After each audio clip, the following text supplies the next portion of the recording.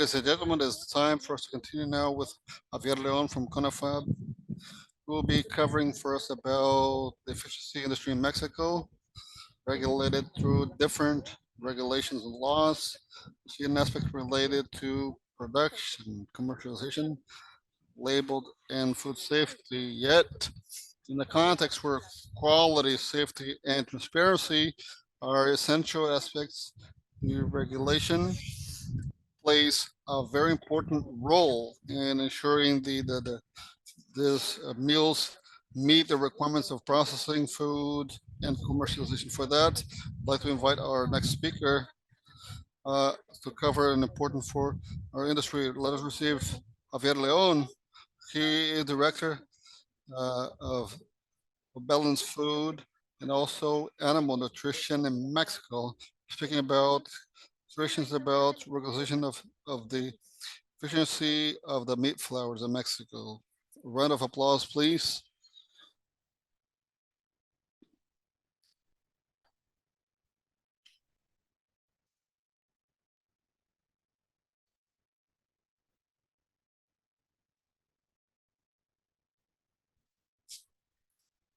Good afternoon, everybody. Before anything, thank you for the sponsors inviting me for this participation. And well, and also I'd like to say I'm sorry that I bring this a very difficult, arid subject at this point in time in this conference, but this is a subject we have to meet this, to consider this about the regulation. And this is an important topic, but also allow us to keep the feasibility of health. So quickly, I'd like to, for those who don't know us, we're CONAFAB. O áudio está baixo. Pede para ele aumentar, por favor, aí, Thomas. Pede para aumentar o áudio. We have around 170 companies for working with animals. The main goal is to offer our services, presentation lobbying, and service of managerial services as well. Have in our 4 sections in our flow chart. Companies working with food for different markets. In our husbandry group, we have companies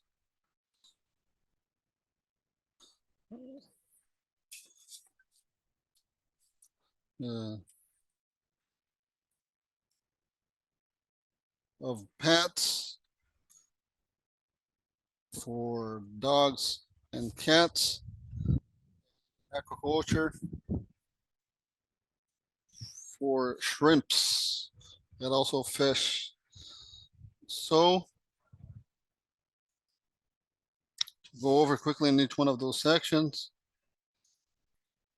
They have their life of their own. Many times subjects are the same.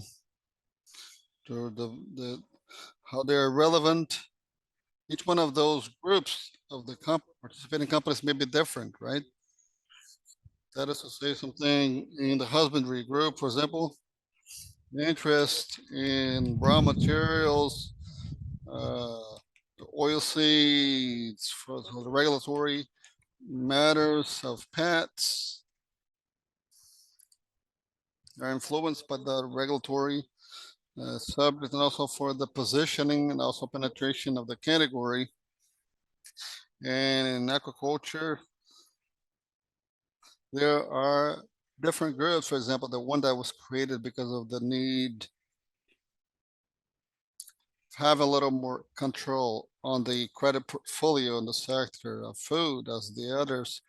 They represent the main cost of production, and in this sense, on top of playing the role of providing food, and also the credits for producers are basically whole cycle. They are very large and very costly. So it's also, we covered a lot of different topics in the agenda as well, but they have different sections. So, one agenda, one president as well, one chairperson. So our interest is to represent, support, and advocate on the legitimate interests of the industry. See those matters that I just covered with you here. That's what we do, and also we operate through a infrastructure. Each company, they pay. The water pools is affiliated. They have a membership fee. We have a staff of people from my general director, my my boss, the last coworker. So we are employed by CONAFAP, right? A have a director of posts and president positions, representative of the affiliated companies. We're participating in some international bodies as well, like Filatina, Global Alliance of Pet Food Associations, a little bit about the Aquaculture Alliance as well. Well, in terms of now the regulation, like I said to you, it's a necessary evil. So I believe that finally, one company that makes flowers and oil, like different industries, have a whole bunch of different regulation that they have to comply with, right? So they have taxations, dispositions, and regulations, standardizations, environmental standards. I mean, it's really a whole world, a whole bunch of different normatives and standards and regulations. We have to comply also with sanitary requirements as well. Well, anyway, they are just rules, right? You have to comply with them. The government agencies, I found this in a text on the internet, but in reality, they have the spirit of the subject. They are important because they establish the standard of what can be done or cannot be done in businesses. And they make sure that we work with minimum requirements whenever a regulation is not well done, or we don't take into account that reality, usually they end up in distorting markets. One distortion of the market, in turn, it represents uncertainty for participants. Nobody wants that, of course. We all want to work in the same terms. So in this sense, regulation will be helpful for us in that regard. So quite quickly, I'd like to go over for you the regulation for the performance plants in Mexico, based upon on the animal health federal law and Articles 105 and 110. There's a visibility in the sector in the legal framework. And also, I assure you that from 2002 and 3, when the saw the matter of the mad cow, these industry no longer had the slow profile. I mean, I refer to was not very well known with this matter, began to be more relevant now in the federal law of animal health, also in articles 1097, the mad cow disease, or you see the developments and normative 060 that it somehow was the creation. It seemed to me that, if I'm not mistaken, was a moment of emergency, which was accounting for that need of controlling the matter of EEBs. So for the for for those who are not just producing or buying products basically in the same state, so they apply basically same articles in the law, regulation, and Also in the regulation 060. These places not only work with the national raw material, but they have a distribution and import. In fact, I'm sure that the volumes of the flowers of imports are larger than the ones with the traders are producing here in Mexico. Because in Mexico, it's a direct sales of the plant, performance plant, and balanced food plants as well.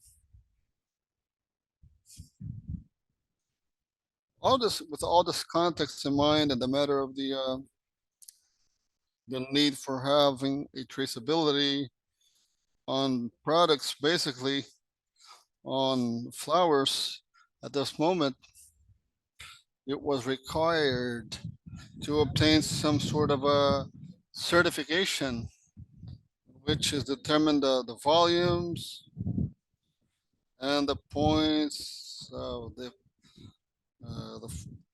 food plants, the acquisition plants, or balanced food.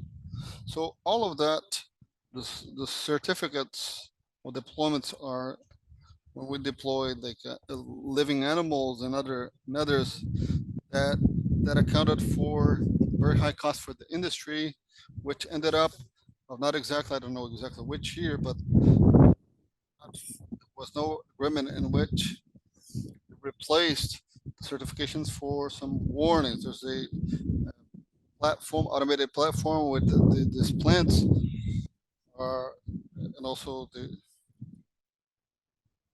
have to manifest uh, all these trading companies and these traders. They have to trade those uh, to cover about on subject those trading companies working on with the flowers all, because with the raw materials in these plants, this obligation allows then first to have traceability of the raw material coming to the yield plants, the performance plants, and unfortunately, this is this last edition of the we get to this plant, the yield plants, this performance plants with we get to those offals, many times this sort of another smaller one offals that consolidate some raw materials, and certainly they bring volume to the plant that is important for the process, but in reality, they come from different places that are very small. Even it's important. Well, this part of traceability, it is very complicated, especially in those plants that are not supplied with great providers of raw material, of traceability, so on and so forth. So there is an important amount of the raw material that is there is this collection collect from different places, and for the traceability of those small places, it is a really hard work. So that's the way it is designed. This mobilization warning, the plants of the traceabilities to the traders with animal origin, association of animal flowers. So, in this sense, traceability to continue to the last uh, chain of the we are working on to make sure that the company is working on the food to finish this circle through this platform that is operating from 2013. Because with the plant, we close the cycle and there's nothing else ahead. So it's a traceability mechanism that allows us to have an idea where at some point an undesirable situation could be. Well, BSE in the end of the story, right? So in the rendering plants, sorry, in the balanced food plants, many other regulations are applied that have to do with the animal sanity law, with its article 105, 110, the regulation of the animal sanity law and its articles 195 and 197 points to the application to the balanced food plans and other official norms that are of mandatory observance for these establishments. We have the number 12 issued a few months ago. We'll go into it'll be valid in a few days. The 22, the 50, the 59 are basically official norms that have to be followed, fulfilled, and that have inspection. And the 12, there's a product quality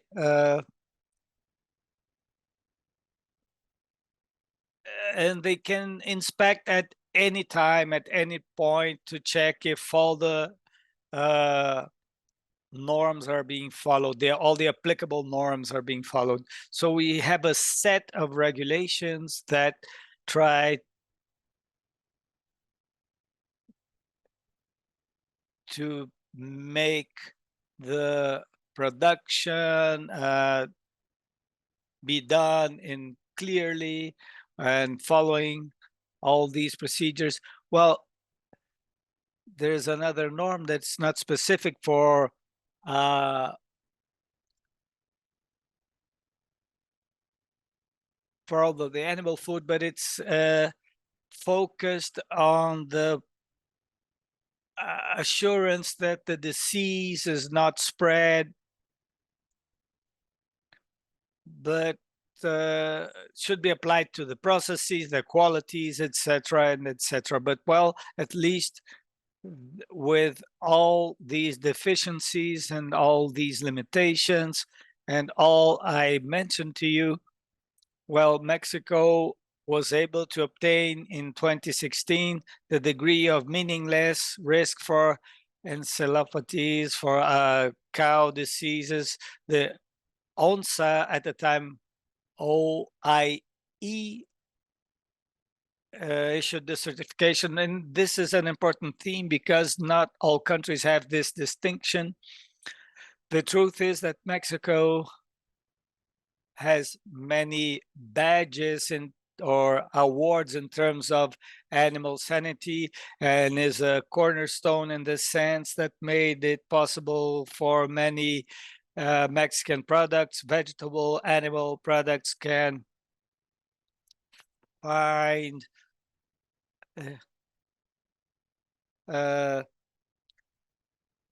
entry in many countries. So the possibility that Mexico has nowadays of exporting in large volume food, so we export more than we import these foods.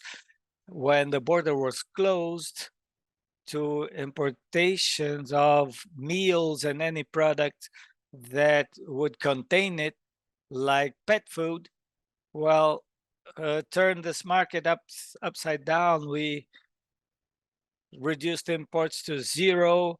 We lowered the curtain. Definitely it took a lot of work, many months to open it again. So over 50% of pet food in those years was imported. So mainly from the United States. Nevertheless, also this situations, look how the markets are. This situation allowed for the ones participating in the pet food market did changes in their raw materials, their trading plans, their production plans. And little by little, during the years, the trading scale became balanced. And if I not mistaken, in 2022, I didn't see the data from 2023. I don't know if it changed, but 2022, finally, we were able to import more volume, export more volume than we import. So in this sense, this degree of meaningless, or insignificant risk to Mexico has to do with this whole situation. When, for example, we talked about the value of these exports and these imports, we see in general that the value of the exports is half of the value of the imports. Why? Because fundamentally we import super premium pet food, or at least premium pet food, with a much larger value than presently Mexico exports these foods.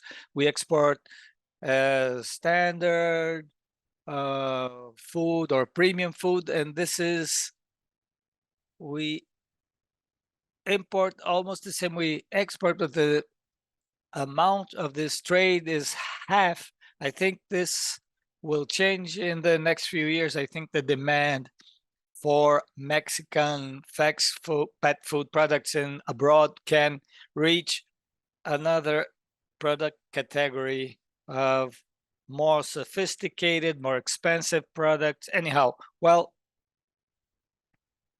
this degree of insignificant risk has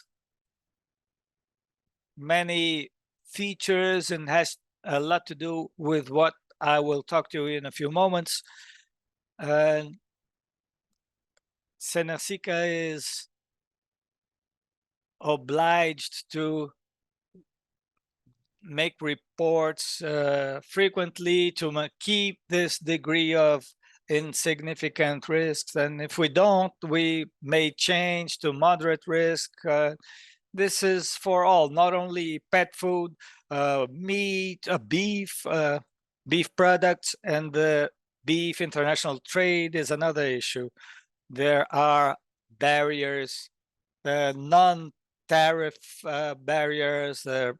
Sometimes others, some matters are used as pretext, and nobody's interested in Mexico losing its insignificant risk certificate. So these obligations are for the maintenance of the degree of insignificant risks, but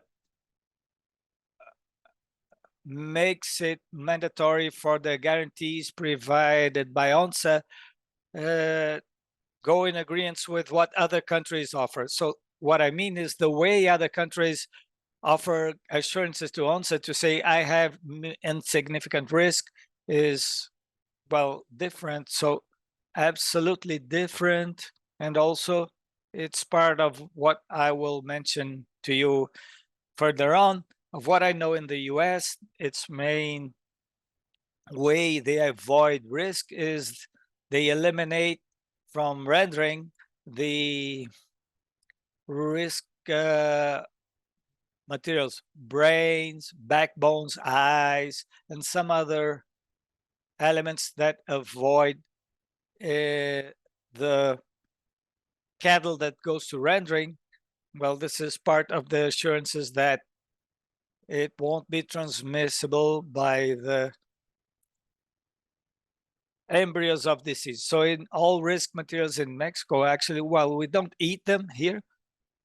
We don't eat eyes, backbones. We have medulla soup. Well, they have trading value and high values, and so they actually don't reach the rendering industry in an relevant manner. Well, this is something that in the risk analysis is offered to reach these situations. Well,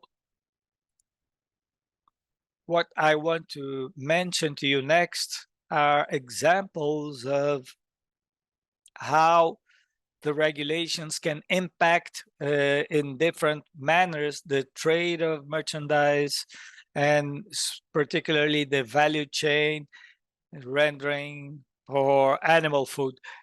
Look, in 2022, in the end, we began revising, observing situations that we hadn't ever seen before. It involved surveillance that SICA does over the establishments or risks of encephalopathy. What do I refer to? Well, these risks, we consider they're totally excluded from the animal food production, because the transmission of this this disease goes from ruminant to ruminant. So since 2003, it's forbidden all over the world. You can't feed cows with cows, so everything else is free. So it doesn't matter if you do cow, poultry, fish, meals. Well, there's something in Europe, but here in Mexico, the theme is closed with the food production for milk, cattle, beef, and some smaller cattle. We observing these situations, and well, we began having sanctions from Senasica and all the chain, rendering plants, traders, and food plants. The common standard was the presence of DNA from ruminants in raw materials and diverse food and food for ruminants. In the two first cases, there were, well, didn't have a presence in all of them, but if there is a DNA presence of ruminants in poultry and pork, but the food for cows or for cattle. So the common standard was that they were detecting the presence of DNA of cows on with PCR trials. Actually, I'm not an expert in these things, much less. I just intend to comment on how we experienced this in our association. But what we specifically began to see was that in the rendering plants, the PCR analysis brought positive results with the presence of DNA in plants that process exclusively leftovers, poultry and pork. There were no cases because they would be, I don't know, surely you have heard that in the case of poultry or chicken, the PCR analysis can detect presence of cow DNA, and the chickens processed in the rendering plant that somehow consumed cow meals. That is to say, the analysis by PCR is so sensitive that could detect in a plant of a rendering plant of a chicken production presence of cows, because in their birds' diets they gave them cow meat meals. So the classification from 6.2 to 6.1, now I apply the 012 norm that mentions that the rendering plants can be classified in 6.2, 6.1, those who can process any animal matter. 6.1, 6.2, it can be chicken or poultry, but no beef, and they changed the classification from 6.2 to 6.1 because they detected the presence of cow meat, and you can't be 6.2. So because of that, and this, you would ask yourselves, what is the problem? If you don't sell this kind of food for a cattle producer, or you only sell it for pet food, well, you might have no impact. But if you have clients for cow food and you change your classification, well, you have a problem there already, because you wouldn't be able to sell do that sale. So there's a trading problem in all that. The rendering plants, like many other establishments, have a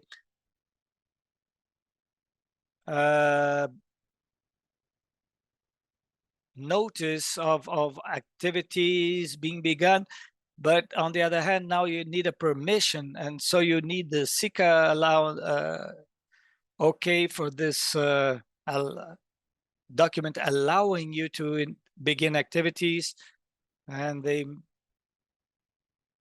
mention the activities that are applied. So there's another theme with this. The theme was that they placed subtitles and the rendering plans saying the fat latter trading had to have 15% of solids according to the disposals of ONSA. And finally, there was a forbiddance for selling plants which produced cow food. So I want to highlight two things regarding this matter. The only specific instrument that exists in Mexican regulation for rendering is the norm 060, and this norm excludes expressively the latter from fats. That means that product is free, has without regulations. I don't know in Mexico, I don't say it doesn't exist, but I don't know a producer in Mexico that is producing its ladder with 15% maximum solids. And they haven't done it because the Mexican norms is not, sorry, it was tallow production. So surely you, as you can rectify or say it's not true, there's the investment for that is very considerable. So this element is in the air, or a little bit, or totally in the air. And the traders, that is to say the ones that don't produce meals, they simply import them or purchase them from national producers and sell them. The norm says they are establishments that deserve not a permit for functioning, but a notice from the establishments that have notices. Well, you tell me if one day your applicable norm is revised, but there just is a notice to say you're functioning, you're working. So the problem with the traders would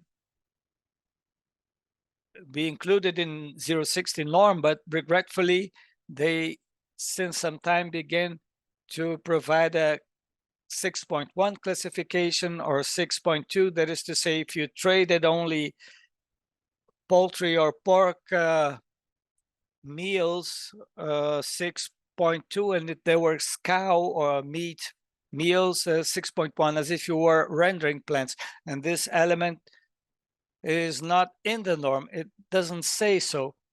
So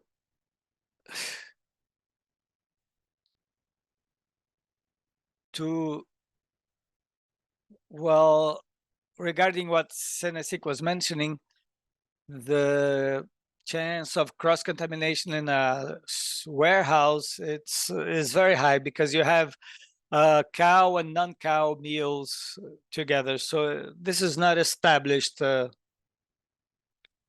And yes, we begin to observe between the end of 2022 and 2023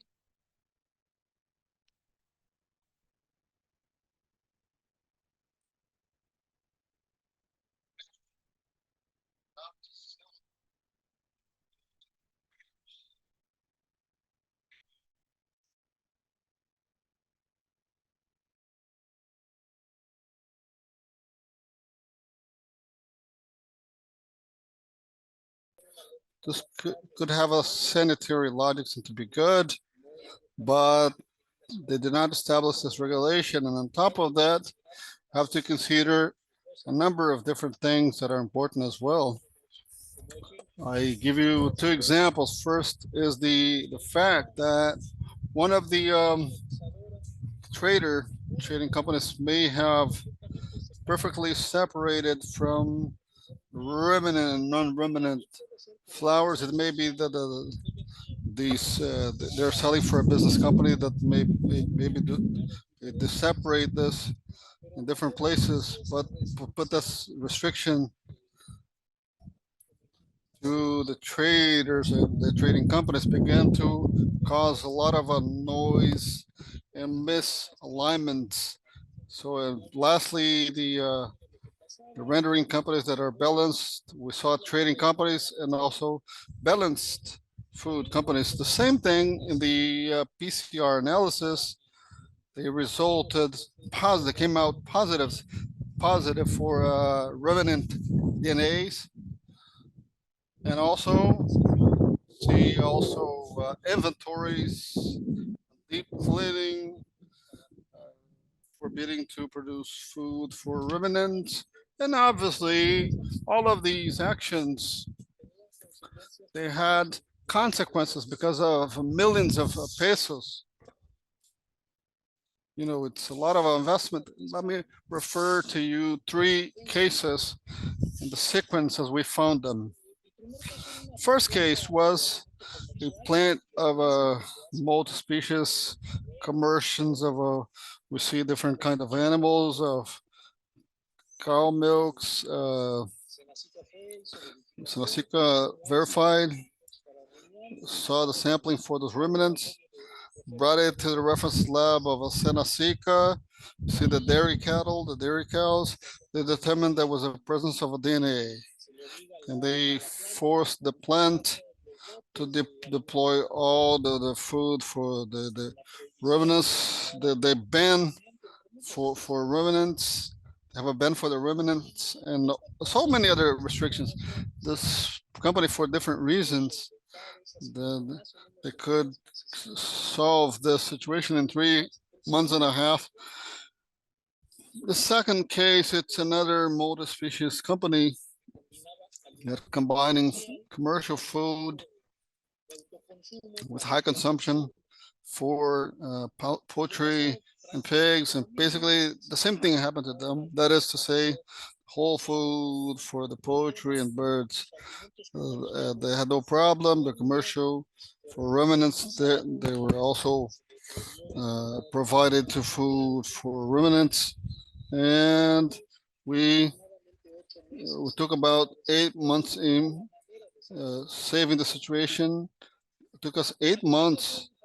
On top of that, all of those analysis, had to find a root cause that we considered cross-contamination, and after all, to have a pilot batch, would bring it to the reference lab, it would have to come back negative, the presence for DNA. The company did 1,000 of different protocols. They cleaned up, disinfected, they did a whole bunch of things, and the other pilot studies, they still came back positive for DNA. Around 8 months, it took them to solve the situation. I want to be emphatic for them because for them they were making like 5% of food for ruminants for them to resolve the situation. But in terms of prestige, I have to see to feel bad for the content, the clients. That is, they really had a bad imagery for the clients, and for 8 months, it took them to settle the situation, so to resolve this issue. So the third case was Parque Aguas.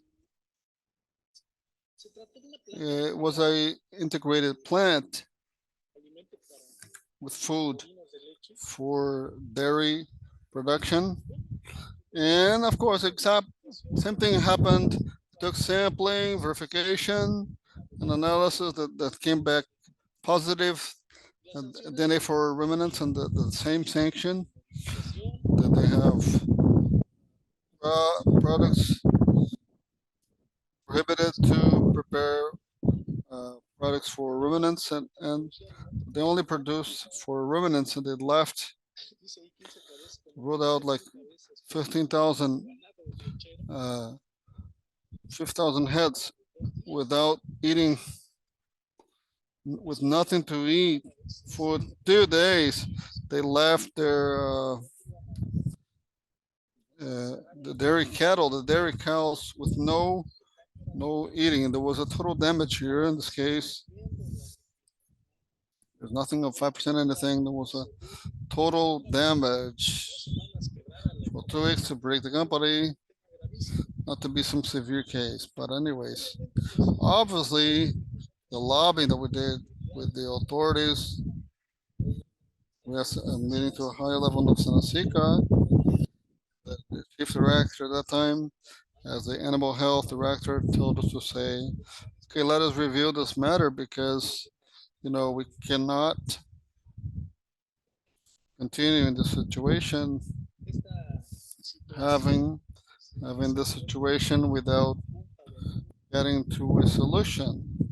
And then, look, it's not that they're it's a mid-sized company. It's not a large company, but anyways, it's likely that if you go to the high consumption plants or the larger producers of beer, milk, probably you'll see by the PCR method, the ruminant, uh, for different reasons. Let us explain that to you guys in such a way that, from this case, for me, was in Parque Aguas, the root cause here.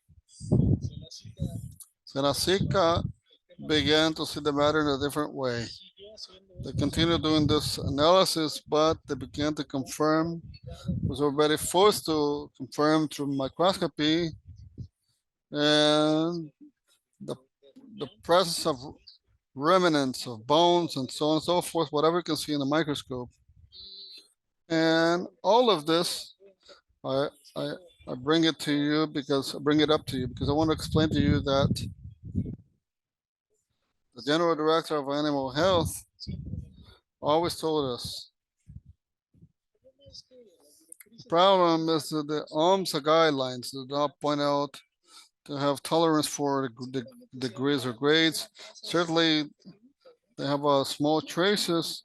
I'm not an expert to say if this traces can or not to cause diseases, but those were advising us and seeing this kind of subject said that no, but the norms made in the experts of ONSEP, they did not contain any tolerance in this kind of things. And one important subject, also, we were not able to see any country saying that this kind of analysis that they're seeking for food for the presence of DNA for the ruminants. So then, from this case, we modified partially the protocol.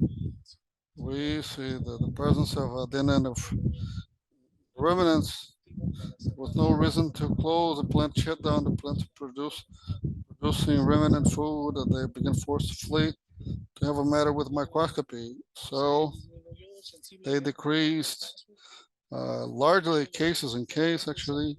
Only I heard about just one more. And then after the situation, after all, was this caused a lot of attention, but in such a way that this actually what was going on in their rendering plants and the balanced food. We called out a meeting. Especially some of you have been in those. We're reviewing to see what was going on and how we would solve or work out such a way that would be more deeply the subject.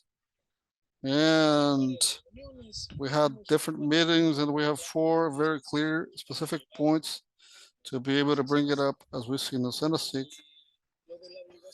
about 0.5% of we were having in those telos, having some of the permits of the rendering plant that that was not a regulation that was ready when they were to review, and early they would put in there. They would have some of the plants that they said that others did not state that,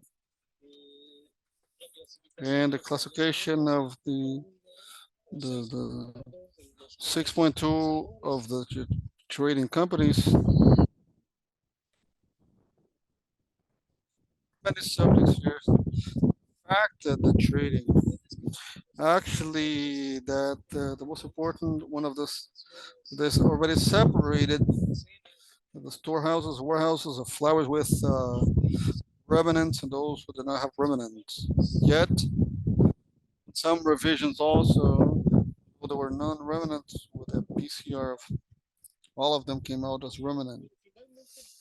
But finally, this is not in the legal framework, and that was the point. That is to say, it's not there was no logic but what they were doing. What's happening is that it was not set into any regulation in the legal framework for industry. With no legal provision there, nothing, restrictions or duties, and then they begin to have some confusion and then causing some commercial inconvenience. Another point that we can also see in companies with sanctions was the banning of selling, regardless was what kind of a flower or if there was a remnant for the case, they would not be able to send it for cows. Then I thought that perhaps this is not anywhere as well. It doesn't say exactly this ban because they don't take into account other things, but one food for a company name that for ruminants, they can be doing it in a different facility. Maybe that it doesn't matter if they have one plant or if they were similar activities. So obviously there was no proportion or a detail and care with all of that. Well, the use of PCR analysis to detect the presence of a DNA remnants in food for ruminants left a little bit of a margin for the company. Why do I say a small margin? Because the experts are those that we checked with them who said, oh, well, the truth is that it's so sensitive, that the sampling, that if you were to look at different raw materials, they require for you to have a soy. They found it in soybeans. They will found it in different raw materials that had nothing to do with that. And on top of it, they're not on the focus of Senasica to seek that. And if one of the business person or employee with they buy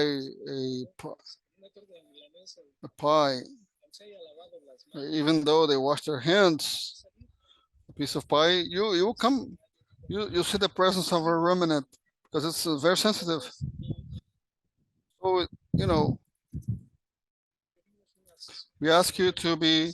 We wanted to have a meeting with the specific because truth is what they answered in writing for us. We practiced with them afterwards. They left us in a situation. It was complicated. Let me explain why. We required them that the only instrument that signs regulation for the sector is Norm 12. It excludes explicitly pigs, whatever they could see that the requirement of trading it was 0.50% of maximum of impurity, because they responded to us as Mexico signatory of AMSA, because the specific applies to us, they have to be mandatory, whatever they wanted, or always actually. So then everything they said for us is just It was not approved by our lawyers or anything, our attorneys, and then they said, we are in a really bad situation here. So we have no way. We saw one of the parts was a secret red wasn't said to draft those tallows for consumption in ruminants. You have to guarantee 1% of impurities less than 0.15% based on international standards by the OIE. Actually, I understand that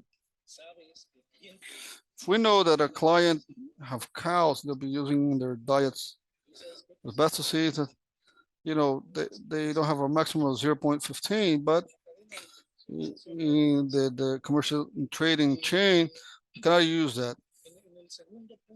The second point, they said, as Sanasica said, they have attributions to classify you, even though there's no regulation or normative of 6.1 or 6.2. The third point, we have the degree of the banning to all the grants to all of that. And the fourth point, till someone is forced to say it's a balanced food and see there's no presence of DNA of ruminants in their process, there will be no restriction. So really, it surprised us quite a lot. Attorneys and the lawyers said, this is meaningless. It's very weird that it's been stated by the general animal health director, because honestly, this may be a problem. And the point is, even though they did not set here, and my impression here, it is, they exempt themselves from a responsibility, maybe the employees, but the reality is that they do not have any sanction because of the limits of content of residues in the tallows. So that is to say that they had it in writing, but actually we have nothing. Actually, we're still trading anyways. I don't know.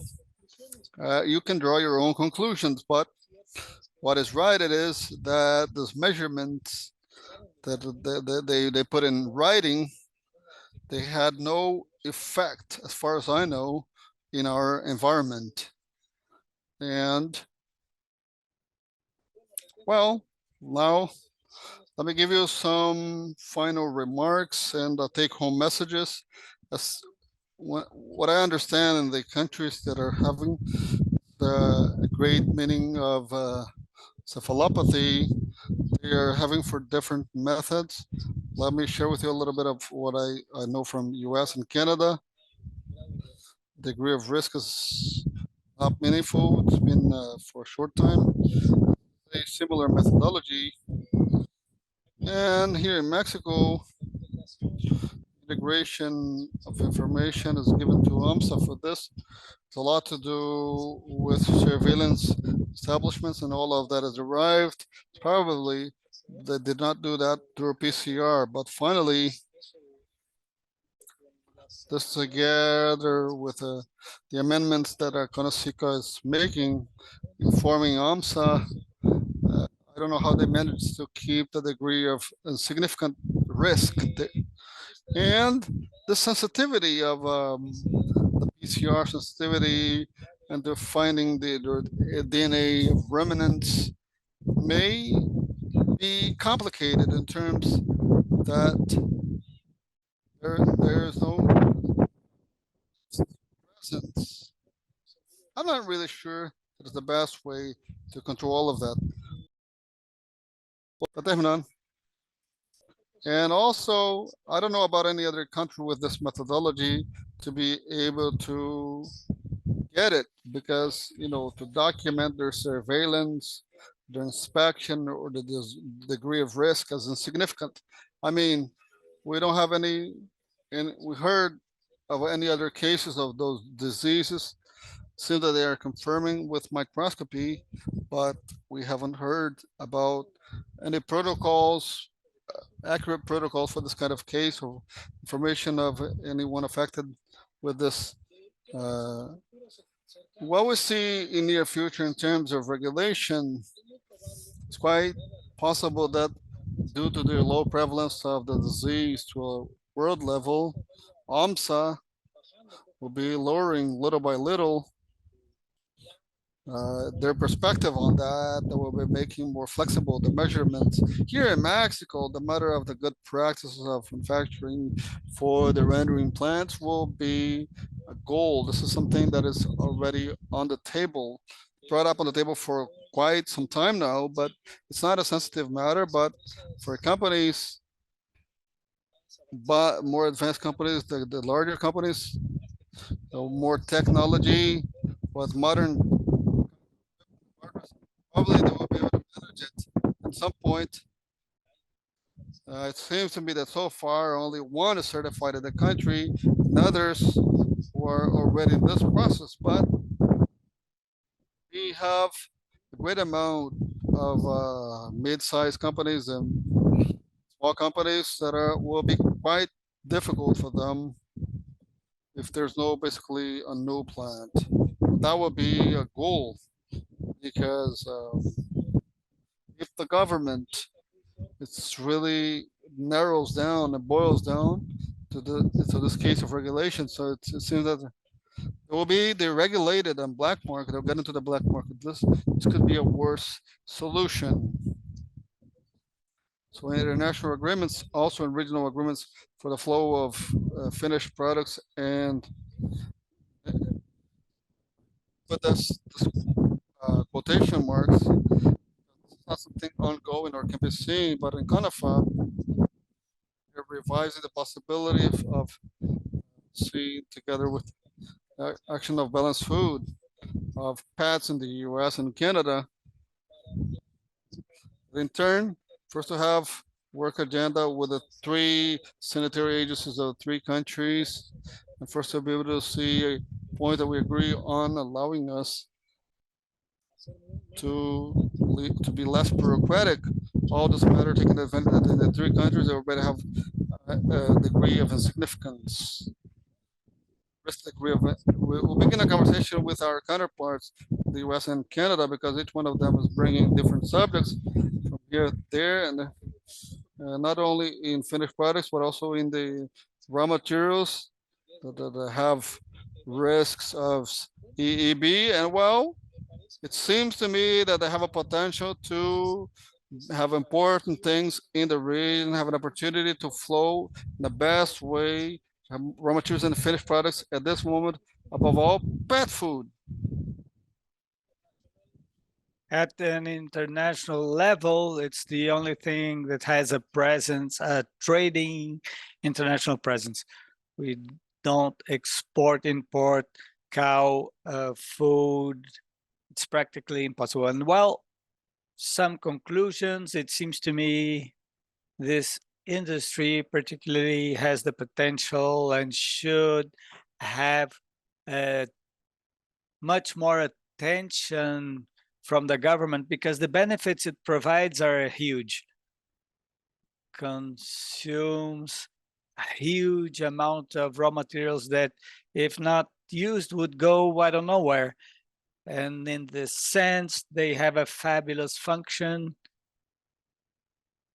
provide raw materials of high advantage for the human food production, and it's a very important food source. And in this sense, it seems to me there should be a strong incentive in order for better use of food, environment, benefits of this industry that it has been kind of invisible. The government has different agencies, sanitary, environmental, of other kinds. Should be very interesting in the total development of this industry. Only with clear regulations will avoid distortions in all markets because of everything I told you. And animal sanity is a public good that should be in continuous enhancement, and regulation is its main tool. Thank you very much.